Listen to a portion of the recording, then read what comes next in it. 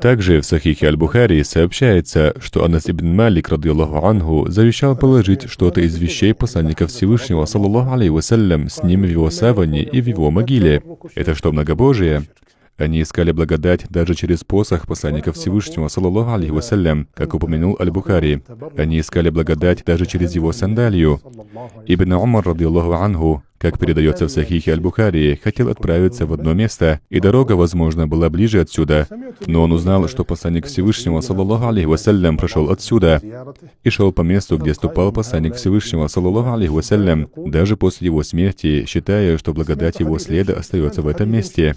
Есть комната, я заходил в нее в Медине примерно 24 или 25 лет назад. Во времена посланника Всевышнего, саллаллаху алейхи вассалям, из-за его высокого роста, когда он входил в нее, он немного наклонялся. Ибн Умар был ниже ростом и не нуждался в том, чтобы наклоняться, но чтобы соприкоснуться с пространством, в которое входил посланник Всевышнего, саллаллаху алейхи вассалям, он наклонялся и входил так же, как входил посланник Всевышнего, саллаллаху алейхи вассалям. Что это? Следование. Аль-Бухари передает даже более сильное, чем это. На дороге во время путешествия между Меккой и Мединой или другими местами были остановки, где посланник Всевышнего, саллаллаху алейхи вассалям, останавливался, молился или отдыхал. Со временем на краях дороги были построены мечети. Ибн Умар, несмотря на то, что люди приходили и молились в мечетях, настаивал на том, чтобы молиться и сидеть именно на том месте, где сидел посланник Аллаха, саллаллаху алейхи вассалям. И ты говоришь мне, что искание благодати — многобожие? Вы не поняли искание благодати. Искание благодати — это любовь того, кто познал его ценность, его положение, его степень и то, что даровал ему Аллах. Он находит в этом место для искания благодати. Ученые считают, что эти тексты указывают на дозволенность искания благодати, и это не ограничивается только посланником Всевышнего, саллаллаху алейхи вассалям.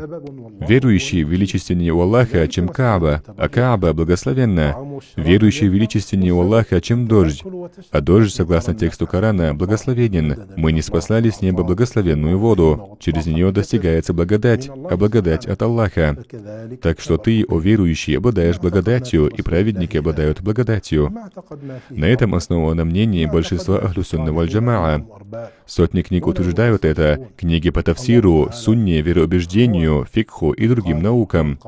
Поэтому утверждение, что искание благодати и многобожие — это то, к чему никто из мусульман не приходил, кроме как последние 100 лет. Они исказили для нас путь ахлю сунна валь джамаа в этом вопросе и отошли от него. Поэтому ученые считают, что искание благодати у посланника Всевышнего, саллаллаху алейхи вассалям, дозволено даже после его смерти и через его вещи, а также искание благодати у праведников. Потому что этот вопрос фикха, пока убеждение ясно, что это искание благодати от Аллаха. Это фикх вопрос, дозволено это или нет. И как мы сказали, большинство ученых, по крайней мере, говорят, что это узаконено. Обращение за посредничеством через праведников. Ты найдешь, что имам Ан-Навави во многих местах в своем комментарии к Сахиху Муслима упоминает, что этот довод указывает на дозволенность искания благодати у праведников. И это упоминается у многих ученых и имамов. Они предостерегли, что искание благодати — это искание благодати от Аллаха. Потому что объявлять это многобожием и обвинять людей в неверии — это и есть сама крайность, из-за которой они вышли за рамки пути ахлю сунна валь джамаа. Мы переходим к вопросу от табаррук, искания благодати. Я слышал это собственными ушами, когда кто-то говорил у могилы Хамзы, радийаллаху анху, в микрофон: «Искание благодати — это многобожие. Искание благодати — это многобожие». И мы говорим: если ты утверждаешь, что искание благодати — это многобожие, то ты обвинил посланника Всевышнего, саллаллаху алейхи вассалям, в многобожии. Ведь он дозволял многобожие, согласно твоей логике.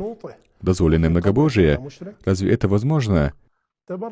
Я собственными ушами слышал это у нашего господина, посланника Аллаха, саллаллаху алейхи вассалям, во время посещения его могилы.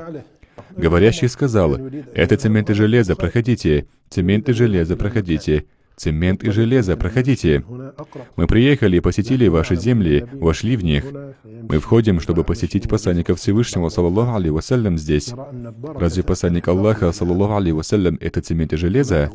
Какое нам дело до цемента и железа? Мы посещаем возлюбленного Аллаха, посланника Аллаха, саллаллаху алейхи вассалям, благодаря которому наше спасение, и благодаря следованию за которым наше спасение, который указал нам на единобожие, который будет заступаться за нас в день воскресения, у которого мы просим близости в день воскресения и Его заступничества и близости к Нему в райских садах. Это посланник Аллаха, саллаллаху алейхи вассалям, благодать миров. Разве мирская жизнь имеет благодать, если посланник Аллаха, саллаллаху алейхи вассалям, не является благословенным?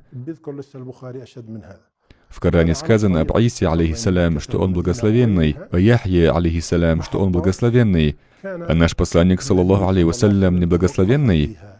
Благодать, по единогласному мнению наших ученых, единогласному мнению Ахлю Сунна валь Джамаа, от Аллаха. Вся благодать от Аллаха и все сущее от Аллаха. Поэтому, когда мы ищем благодати через что-то, в чем Аллах сотворил благодать, мы в таком случае ищем благодати от Аллаха посредством этой причины. Разве твой намаз приносит пользу или вред? Почему ты молишься? Поистине, он является причиной пользы и вреда, а Аллах, дарующий пользу. Твое дуа, приносит ли оно тебе пользу? Отвечает ли на него? Дуа — это причина, а Аллах, отвечающий на мольбы. Точно так же и вопрос искания благодати от табаррук, от еды и питья. Приносят ли они тебе пользу? Они — причина. Ты ешь и пьешь, но видишь, что польза от Аллаха, поддержка от Аллаха, дарование, сила, энергия и мощь в твоем теле от Аллаха, чист Он. Таким же образом и искание благодати. Мы не считаем посланника Аллаха, саллаллаху алейхи вассалям, божеством. Мы не считаем его Господом. Мы не считаем праведников Господами или управителями. Аллах Всевышний, Всемогущий, Сильный, дарующий поддержку, пречист Он и Всевышний, нет божества, кроме Него. Искание благодати узаконил посланник Всевышнего, саллаллаху алейхи вассалям. Я просматривал Сахих аль-Бухари и Муслима много лет назад, примерно 20 лет назад, и нашел только в Сахихе аль-Бухари и Муслима 40 хадисов об искании благодати, 40 хадисов об искании благодати. Среди них 10 хадисов об искании благодати у имама Сунны и имама следования за посланником Всевышнего, саллаллаху алейхи вассалям, ибн Умара, радийаллаху анху. Они искали благодать в воде его омовения. Когда он спускался к воде, они брали ее и проводили ее по своим лицам. А посланник Всевышнего, саллаллаху алейхи вассалям, видел это и одобрял их искание благодати. Если искание благодати многобожие, значит посланник Всевышнего, саллаллаху алейхи вассалям, одобрил это многобожие. Они искали благодать в его волосах после того, как он постригся. Джабир или Тальха, я забыл, который из них, взял волос посланника Всевышнего, саллаллаху алейхи вассалям, ища благодати. И это, насколько я помню, было в 6-м году хиджры. После этого посланник Аллаха, саллаллаху алейхи вассалям, больше не стригся.